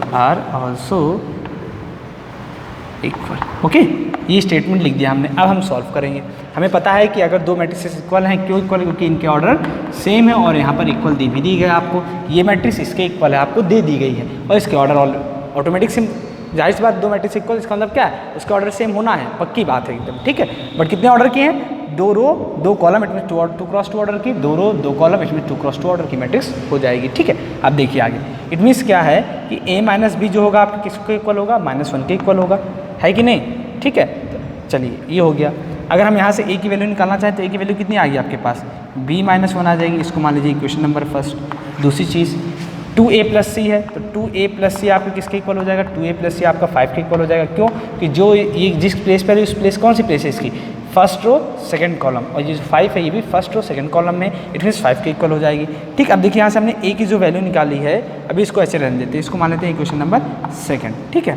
अब नेक्स्ट क्या करते हैं, यहाँ पे देखिए आपको क्या दिया गया, 2a माइनस का b इज इक्वल टू किसके हो जाएगा, 0 के हो जाएगा। तो देखिए इसको जब सॉल्व करेंगे तो यहाँ से 2a की वैल्यू कितनी मिल जाएगी आपको, b मिल जाएगी, 2a की वैल्यू क्या मिल जाएगी आपको, b मिल जाएगी। इसको मान लेते हैं इक्वेशन नंबर 3 मान लेते हैं, ठीक है। ऐसे ही अगर हम इसको देखें तो यहाँ देखिए आपको 3c plus d equal to कितना मिल रहा है आपको, 13 मिल रहा है। क्यों, क्योंकि जो इसका प्लेस है, जिस प्लेस पे रखा है उसकी प्लेस क्या है, second row first second column, 13 क्या है, second row and second column. तो इसका मतलब 3c प्लस d आपका 13 के इक्वल हो जाएगा और इक्वेशन नंबर आपका 4 हो जाएगा। तो आपने देखा 4 अननोन एंड 4 इक्वेशन हमारे पास फॉर्म हो गई। अब इनको सॉल्व करना है, तो हम क्या करेंगे, सबसे पहले देखेंगे from equation first and third, first और थर्ड को देखेंगे। बोलेंगे from equation first and third, from equation first and third. अगर हम फर्स्ट और थर्ड से देखें तो देखिए आपको फर्स्ट क्या दिया गया है, a equal to b minus 1, और जो इक्वेशन थर्ड में आपको दिएगा 2a इक्वल टू में b, क्या दिया गया, 2a इक्वल टू में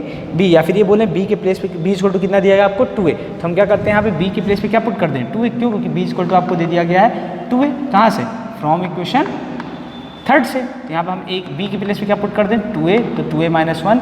अब इस a को इधर ट्रांसफर कर दे, 1 को इधर ट्रांसफर कर दे, जब 1 इधर आएगा तो प्लस का 1 हो जाएगा, तो हो जाएगा 2a माइनस का a, तो यहाँ से 1 इक्वल टू मिल जाएगा आपको a, नहीं a की वैल्यू कितनी मिल गई आपको, 1 मिल गई। अगर जब आपको a की वैल्यू 1 मिल गई तो हम बोलेंगे put value of a in equation third, put value of a in equation third. अगर हम a की वैल्यू थर्ड इक्वेशन में पुट कर दें तो आपको b मिल जाएगा। थर्ड इक्वेशन क्या है, 2a इक्वल टू में b, तो 2 इंटू में 1 इक्वल टू में b, तो आपको b की वैल्यू कितनी मिल गई, 2 मिल गई। a और b की वैल्यू मिल गई। अगर आपको a और b की वैल्यू मिल गई तो आप a की वैल्यू सेकंड में पुट कर दीजिए और b की वैल्यू 4 में पुट कर दीजिए। इस तरीके से आपको c और d भी आसानी से मिल जाएगा। चलिए देखिए, बोलेंगे put a in equation second. अगर a की वैल्यू हम सेकंड में पुट करें, देखिए सेकंड इक्वेशन क्या है, 2a plus C is equal to में 5, और a आपके पास कितना मिला 1, तो ये हो जाएगा इज इक्वल टू में 5, और 2 यहाँ 2 इंटू में 1 कितना हो जाएगा, 2 हो जाएगा, इस प्लस 2 उधर जाकर के माइनस हो जाएगा, तो c की वैल्यू कितनी मिलेगी, 5 माइनस 2 इज इक्वल टू में 3। इस तरीके से c की वैल्यू आपको मिल गई 3। अब आपको c मिल गया 3। अब फोर्थ इक्वेशन में आपको देखिए यहाँ d दिया हुआ है, तो हम फोर्थ इक्वेशन में क्या करेंगे, c की वैल्यू पुट कर देंगे तो आपको d मिल जाएगा। बोलेंगे put value of C in equation 4। ठीक है, तो देखिए आज क्या मिलेगा आपको, जो फोर्थ इक्वेशन है 3c plus D equal to में कितना दिया गया 13। तो यहाँ देखिए आपको क्या मिलेगा, c की वैल्यू कितनी है आपके पास है 3 है, तो 3 इंटू में 3 प्लस डी इक्वल टू में 13 हो गया। तो यहाँ से देखिए 3 3 जा 9 हो गया, तो 9 प्लस डी इक्वल टू में कितना हो गया 13। तो जब आप प्लस 9 है उधर जाकर के माइनस का 9 होगा, और 13 में से 9 माइनस होगा तो कितना बचेगा आपके पास, प्लीज़ बोलिए 13 में से जब 9 आप माइनस करेंगे तो आपके पास बचेगा 4। तो डी इक्वल टू आपको मिल गया कितना 4 मिल गया। ठीक है, समझ बात आ गई आपको इतनी। देखिए पहली चीज़ आपको ए मिला 1, फिर बी मिला आपको 2, फिर सी मिला आपको कितना 3, और डी मिल गया आपको कितना 4। इस तरीके से आपको ए बी सी और डी की वैल्यू इजी वे में मिल गई। अब क्या करना, आप ए बी सी डी की वैल्यू अगर चेक करना चाहते हैं सही है कि नहीं, तो आप क्या करिए, इनकी वैल्यू जहाँ पुट करिए। ए की वैल्यू 1 है, बी की वैल्यू कितनी है ये 2, तो 1 माइनस 2 करेंगे तो -1 मिल रहा है। देखिए सेम 2a प्लस सी है, ए की वैल्यू 1 है तो 1 इंटू में 2 मिला, सी की वैल्यू कितनी है 3 आई है, तो 3 2 कितना हो गया 5, करेक्ट है एकदम। अब देखिए 2a माइनस बी, ए की वैल्यू 1 है तो 1 इंटू में 2 मिला, माइनस का बी भी आपके पास 2 है, तो 2 माइनस 2 0 हो गया, तो 0 देखिए यहाँ पे मिल रहा है। 3c प्लस डी, सी की वैल्यू कितनी आपके पास है 3 है, तो 3 इंटू में 3 9 हो गया, और डी की वैल्यू आपको 4 मिली, और 9 और 4 कितना हो गया 13। तो आप देख रहे हैं कि अगर हम ए बी सी की वैल्यू, ए बी सी और डी की वैल्यू यहाँ पर पुट कर रहे हैं तो जो वैल्यू मिल रही है जिस प्लेस पर वो सेम मिल रही है, यानी कि first row and first column की जो वैल्यू है फर्स्ट रो फर्स्ट कॉलम के बराबर है, फर्स्ट रो सेकंड कॉलम की value first row second column के बराबर है, सेकंड रो फर्स्ट कॉलम की value second row first column के बराबर है, और सेकंड रो सेकंड कॉलम की value second row second column के बराबर है। इस तरीके से आपका ये क्वेश्चन सॉल्व हो गया। ठीक है, तो मुझे जहाँ तक लगता है अब आपको समझ में आ गया होगा कि अगर दो मैट्रिक्स आपस में इक्वल हैं तो इनके करस्पॉन्डिंग एलिमेंट्स को कैसे इक्वल करके कोई क्वेश्चन बना करके उनको सॉल्व करके हम अननोन्स की वैल्यू फाइंड आउट कर सकते हैं। ठीक है, चलिए अब हम देखते हैं नेक्स्ट क्वेश्चन, क्वेश्चन नंबर 8, जो कि आपका ऑप्शनल क्वेश्चन है। अभी मैंने आपको पढ़ाया भी है टाइप्स ऑफ मैट्रिसेस, तो वहाँ पर मैंने आपको सारी चीज़ें बताई हैं कि रो और कॉलम के बेसिस पे हम कैसे मैट्रिसेस के टाइप्स को डिफाइन कर सकते हैं। उसी के बेसिस पे आपको यहाँ पे एक क्वेश्चन दिया गया, क्वेश्चन नंबर 8, जो कि आप आसानी से सॉल्व भी कर सकते हो और उसका आंसर भी बता सकते हो।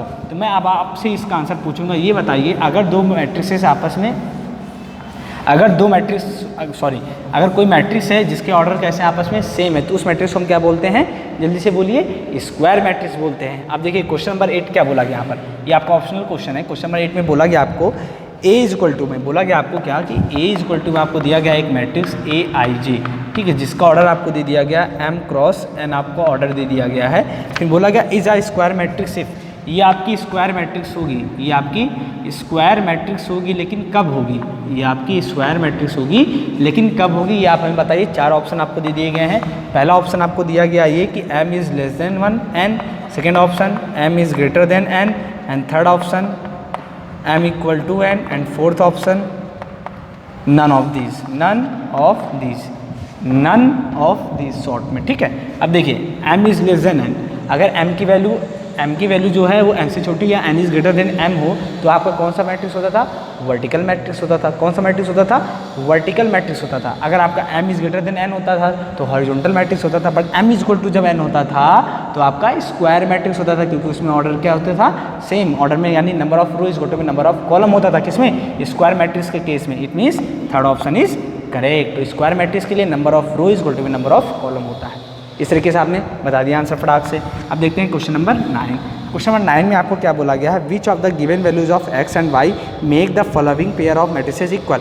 हमसे बोला गया कि x और y की किस वैल्यू के लिए दोनों मैट्रिक्स क्या होंगे, आपस में इक्वल होंगे। कौन सी दो मैट्रिक्स, देखिए क्वेश्चन नंबर 9 में बोला गया आपसे कि आपके पास दो मैट्रिक्स दी हुई है 3x + 7 5y + 1, यहाँ पे आपके पास कितना है 2 - 3x। एक मैट्रिक्स ये दे दी गई है आपको, तो दूसरी मैट्रिक्स आपको दी गई है 0 y - 2 और क्या बोला गया 8 और 4 यहाँ बोल दिया गया। ठीक है, अब बोला गया हमें ये कि x = वॉट और y = वॉट, यानी कि x और y की किन वैल्यूज़ के लिए ये दोनों मैट्रिक्स आपस में इक्वल होंगी, तो हमें वो x और y की वैल्यू बतानी है। तो हम कहेंगे हमें तो पता नहीं कि x और y की वो कौन सी वैल्यू हो सकती है जिनके लिए मैट्रिक्स इक्वल होगी, तो हम कहेंगे, हम मान लेते हैं कि x और y की जो वैल्यूज़ हैं हमें तो मालूम नहीं है, तो हम मान लेते हैं कि ये दो मैट्रिक्स इक्वल होंगे कब, जब x और y की वैल्यू इसमें पड़ेंगी। तो हम बोलते हैं इन दोनों मैट्रिक्स को हम पहले क्या करते हैं, इक्वल प्रूव कर दें, क्योंकि जाहिर सी बात है ये दोनों मैट्रिक्स आपस में इक्वल हो सकती हैं। क्यों कि इनके ऑर्डर सेम है, क्योंकि ये भी 2 × 2 ऑर्डर की मैट्रिक्स है और ये भी 2 × 2 ऑर्डर की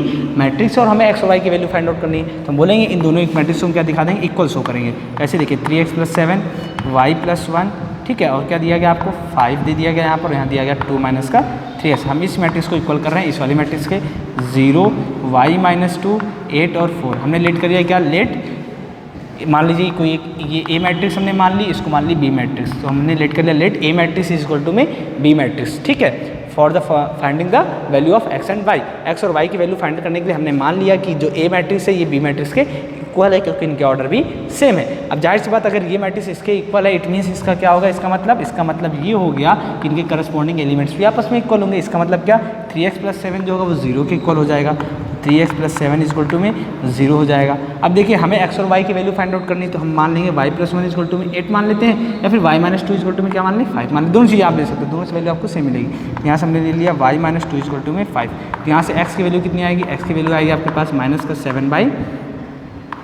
x की वैल्यू कितनी मिलेगी, देखिए आपसे x की वैल्यू कैसे मिलेगी, +7 उधर करके माइनस का, तो ये जाएगा उधर 3, तो x की वैल्यू मिलेगी आपको -7/3। और y की वैल्यू कितनी मिलेगी आपको, यहाँ से देखिए y की वैल्यू आपको कितनी मिल जाएगी, y है -2 उधर जाकर +2 हो जाएगा, तो y इक्वल टू में आपको मिल जाएगा 5 + 2 यानी इक्वल टू में 7। तो x की वैल्यू आपको मिली -7/3 और y की वैल्यू मिलेगी आपको 7, यानी x इक्वल टू -7/3 और y इक्वल टू 7 के लिए ये दोनों मैट्रिक्स आपस में क्या होंगी, इक्वल होंगी। ऐसे क्वेश्चन आपको करना है। देखिए यहाँ पे ऑप्शन दिए हैं आपको, पहला ऑप्शन दिया हुआ है x equal to -1/3, A option आपको दिया हुआ है x इक्वल टू में -1/3, बी ऑप्शन आपको दे दिया गया not possible to find, not possible to find, C option दिया गया आपको y इक्वल टू में 7 and x equal to -2/3 and D option आपको दे दिया गया है x इक्वल टू में -1/3 और y इक्वल टू में आपको दे दिया गया है -2/3। अब कौन सा ऑप्शन यहाँ पे करेक्ट है, देखिए हमने कुछ मिस्टेक की है क्या, यहाँ पर 3x + 7 है कि नहीं, क्वेश्चन में देखते हैं पहले। 3x + 7 दिया हुआ है इक्वल टू वहाँ पे 0 है, y - 2 इक्वल 5 है, y + 1 इक्वल टू में 8 दिया गया आपको। क्वेश्चन तो हमने सही किया है, कहीं भी कोई मिस्टेक नहीं है। बट यहाँ पर देखिए 3x + 7 इक्वल टू में क्या 0, तो यहाँ से आपका +7 है, उधर जाकर के -7 हो जाएगा, तो x की वैल्यू कितनी आ जाएगी यहाँ पर 3 डिवाइड में, उधर जाकर के मल्टीप्लाई में, उधर जाकर डिवाइड, तो x की वैल्यू आपको -7/3 मिलेगी, पक्की बात है, ठीक है। और y की वैल्यू कितनी मिलेगी आपको 7 मिलेगी। तो यहाँ पे आपका जो ऑप्शन दिया हुआ है -2/3, ये ऑप्शन थोड़ा इनकरेक्ट है, इसको आप कर लीजिए -7/3। क्या कर लीजिए यहाँ पर क्या कर लीजिए -7/3। ऑप्शन में थोड़ा मिसप्रिंटिंग हो सकता हो गया हो, क्योंकि आप देख सकते हो क्वेश्चन में एकदम क्वेश्चन जैसा बोला गया 3x + 7 5 y + 1 2 - 3x 0 y - 2 8 4। अच्छा एक बार हम ये चेक कर लेते हैं, देखिए 2 - 3x इक्वल टू 4 लेके देखते हैं क्या आता है। 2 - 3x इक्वल टू में अगर अपन 4 लेते हैं तो यहाँ से आपको क्या मिलेगा, -3x है ना, ये +2 है, तो -3x उधर ट्रांसफर करते हैं तो +4 इधर आएगा, तो 2 - 4 इक्वल टू में 3x हो जाएगा। 2 - 4 करेंगे तो -2 इक्वल टू में 3x हो जाएगा, तो यहाँ से कितना मिलेगा x की वैल्यू आपको -2/3। देखिए x की वैल्यू ये भी सही, देखिए आप ऐसे भी ला सकते हो, ये भी ला सकते हो, यानी यहाँ पर ऑप्शन सही था आपका, ऑप्शन क्या था, करेक्ट था यहाँ पर -2/3। देखिए अब आप कंफ्यूज हो जाओगे, आप क्या सोचोगे, देखिए मैंने क्या किया, पहले इसको लिया था इक्वल और इसको लिया, इन दोनों को इक्वल लेकर के किया मैंने, तो आपको x की वैल्यू मिली -7/3 और y की वैल्यू कितनी मिली आपको 7। बट यहाँ पे ऑप्शन में आपको कहीं भी -7/3 नहीं दिया था, x की वैल्यू, y की वैल्यू 7 तो मिली, लेकिन x की वैल्यू -7/3 नहीं मिली। लेकिन जब हमने इसको लिया, क्योंकि ये वाला भी नंबर जो इसकी प्लेस है क्या सेकंड रो सेकंड कॉलम में है, ये 4 भी आपका सेकंड रो सेकंड कॉलम में है, तो मैंने इसको ध्यान नहीं दिया था पहले, बट जब ध्यान दिया तो देखा मैंने वैल्यू कितनी मिली x की -2/3 मिली। यानी इस क्वेश्चन में आपको x की दो वैल्यूज़ के लिए x इक्वल टू -2/3 और x इक्वल टू -7/3 के लिए ये दोनों वैल्यूज़ दोनों मैट्रिक्स क्या होंगी, इक्वल होंगी, और y इक्वल टू 7 के लिए आपकी दोनों मैट्रिक्स क्या होंगे, आपस में इक्वल होंगे। जैसे अगर अभी आप देखिए y + 1 इक्वल टू 8 दिया हुआ है, जब आप इसको लेंगे तो y + 1 इक्वल टू 8 करेंगे तो 1 उधर जाएगा, माइनस होगा तो y इक्वल टू 7 मिलेगा, यानी y इक्वल टू 7 और x इक्वल टू -2/3 एंड -7/3 के लिए ये मैट्रिक्स क्या होंगे, आपस में इक्वल होंगे। लेकिन ऑप्शन में सिर्फ आपको x इक्वल टू -2/3 दिया था, इसलिए ऑप्शन नंबर सी आपका करेक्ट होगा। कौन सा ऑप्शन करेक्ट होगा, ऑप्शन नंबर सी। इसलिए आप मेरी बात ध्यान से सुनिए, जब भी आपको ऐसे क्वेश्चन दिए हों, ऑप्शन दिए हों, तो आप क्या करिए, जितने भी कंडीशन से आपको x की वैल्यू निकल सकती है, जितने भी कंडीशन से y की वैल्यू निकल सकती है, सारे निकाल लीजिए, देखिए कौन कौन सी वैल्यूज़ के लिए मैच कर सकता है, क्योंकि यहाँ पर x की वैल्यूज़ भी 2 हो सकती हैं, y की वैल्यू भी 2 हो सकती है। अभी आपने क्वेश्चन नंबर जब हम लोगों ने 6 का सेकंड पार्ट किया तो वहाँ पे आपने देखा x की वैल्यूज़ आपको 2 मिल रही थी और y की वैल्यूज़ भी 2 मिल रही थी। वैसे यहाँ पर भी आपको x की वैल्यू 2 मिल रही है, बट y की वैल्यू 1 मिल रही है, इसलिए घबराने की जरूरत नहीं। मिल तो y की वैल्यू भी 2 रही, लेकिन दोनों केसेस में सेम मिल रही, लेकिन x की वैल्यूज़ डिफरेंट मिली। अगर आप चेक करना चाहते हो कि आपका आंसर 0 मिल रहा है कि नहीं, चेक करिए। x की वैल्यू जब आप यहाँ पे डालोगे कितना, -7/3, देखिए जब x की वैल्यू यहाँ पे -7/3 डालोगे तो 3 से 3 कैंसिल आउट हो जाएगा, +7 आपको 0 दे देगा। जब आप यहाँ पे x की वैल्यू डालोगे -2/3 तो 3 से 3 कैंसिल आउट हो जाएगा और -2 प्लस हो जाएगा, देखिए -2 प्लस हो जाएगा और आपको दे देगा 4 दे देगा। इस तरीके से आपको इक्वल मिल गया। ठीक है, तो यहाँ पे आपका क्वेश्चन नंबर 9 भी कंप्लीट हो गया। अब जो क्वेश्चन नंबर 10 है ना स्टूडेंट्स, इसको आप करोगे। क्यों करोगे? क्योंकि इजी क्वेश्चन आप आसानी से कर सकते हो। क्वेश्चन नंबर 10 में बोला गया है the number of all possible matrices of order 3x3 with each entries 0 और 1 इज। अगर 0 और 1 एंट्रीज की जाए तो इनमें आपको पॉसिबल मैट्रिसेस बतानी कितनी हो सकती हैं। तो यहाँ पर जो आंसर होगा मैं आपको बता देता हूँ, आंसर नंबर होगा इसका डी। बट क्यों होगा इसका आंसर आप कमेंट बॉक्स में कमेंट करके बताएंगे। क्वेश्चन नंबर 10 का जो आंसर होगा वो डी होगा। बट डी क्यों होगा इसका सोल्यूशन, मतलब इसका आंसर आप हमें कमेंट बॉक्स में कमेंट करके बताएंगे। ठीक है, अगर नहीं आता है तो मैं नेक्स्ट लेक्चर में आपको इसका सोल्यूशन दे दूंगा। ठीक है, एक बार आप सोचिए कि यहाँ पर आखिर क्या हो सकता है। ठीक है ना, तो चलिए स्टूडेंट्स, आज के लेक्चर में हम लोगों ने क्या क्या पढ़ा। आज के लेक्चर में हम लोगों ने टाइप्स ऑफ मैट्रिसेस पढ़े, इक्वालिटी ऑफ मैट्रिसेस पढ़े, और इक्वालिटी ऑफ मैट्रिसेस से रिलेटेड जो भी क्वेश्चन है उनको हमने ध्यान से देखा। ध्यान रहे, इक्वालिटी ऑफ मैट्रिसेस में हमने क्या बोला कि दो मैट्रिसेस आपस में तभी इक्वल हो सकती हैं जब वो आपको इक्वल दी गई हों या फिर उनके ऑर्डर सेम हो। जाहिर सी बात है, अगर दो मैट्रिक्स आपको इक्वल दे दी गई इट मीन्स उनके ऑर्डर सेम होंगे, पक्की बात है। और उनके ऑर्डर सेम है तो वो दोनों मैट्रिक्स आपस में इक्वल होंगी। और जब ये दोनों कंडीशन अगर दे दी गई हैं तो इसका मतलब ये कि उनके करस्पॉन्डिंग एलिमेंट्स आपस में इक्वल होंगे। इस बात को गांठ मार लीजिए, अच्छे से दिमाग में बैठा लीजिए कि अगर दो मैट्रिक्स इक्वल हैं उनके करस्पॉन्डिंग एलिमेंट्स आपस में ज़रूर इक्वल होंगे। ठीक है, उन्हीं के बेसिस पे आपको इक्वेशन बनेगी, उन्हीं क्वेश्चन को सॉल्व करके आपको अननोन्स फाइंड आउट करने होते हैं, जैसे कि अभी हम लोगों ने किया। ठीक है, चलिए, और टाइप्स ऑफ मैट्रिसेस के बारे में बात करें तो टाइप्स ऑफ मैट्रिक्स मैंने बताया स्क्वायर मैट्रिक्स क्या होती है। स्क्वायर मैट्रिक्स के टाइप्स क्या क्या बताया मैंने, कौन कौन से हो सकते हैं आपके। ट्रायंगुलर मैट्रिक्स हो सकता है और डायगोनल मैट्रिक्स हो सकता है। ट्रायंगुलर मैट्रिक्स कौन कौन से हो सकते हैं आपके, दो टाइप्स हो सकते हैं। कौन कौन से, अपर triangular matrix, lower triangular matrix. और डायगोनल मैट्रिक्स के कौन से दो टाइप्स हो सकते हैं, स्केलर मैट्रिक्स और यूनिट मैट्रिक्स। और यूनिट मैट्रिक्स का एक नाम और क्या होता है, आइडेंटिटी मैट्रिक्स। और इसको रिप्रेजेंट किससे करते हैं, कैपिटल आई से।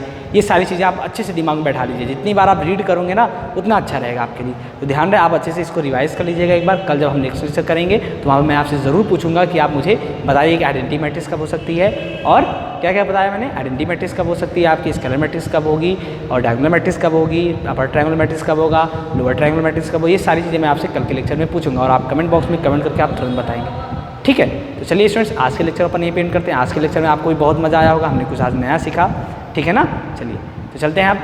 Thank you so much for watching this lecture students, good bye.